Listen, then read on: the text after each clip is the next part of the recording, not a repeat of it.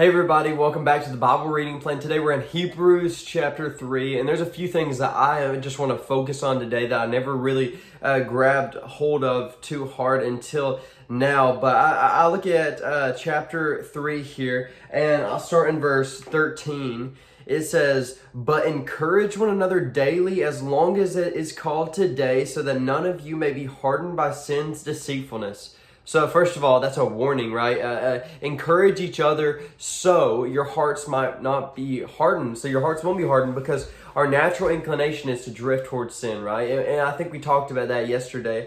But this is awesome because Paul is telling us, or sorry, not Paul, I'll do this throughout Hebrews. The author of Hebrews is telling us that as long as it is called today, encourage someone.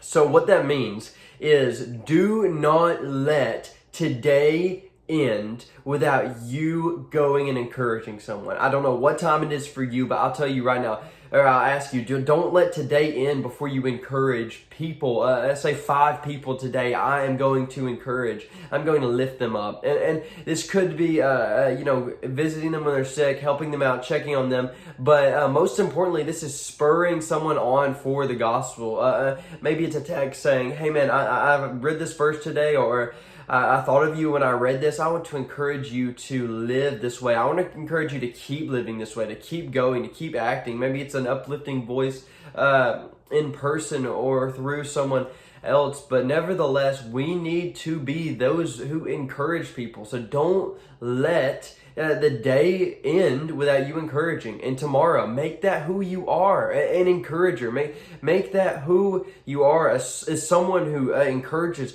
people. They are encouraging, because the people around you will not fall away as easy. They will not be led astray. Their hearts won't be hardened as easy if they have that encouragement that you can give.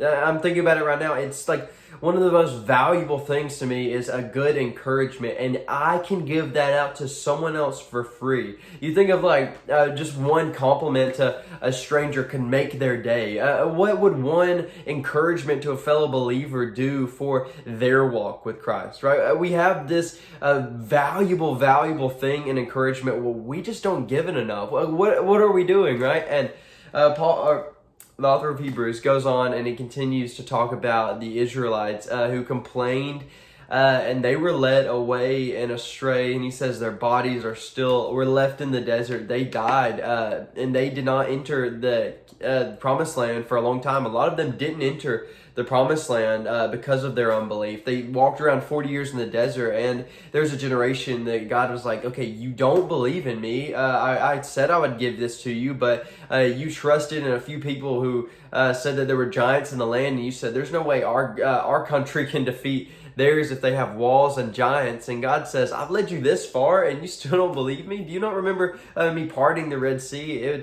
But they were struck with unbelief. And I think of that today.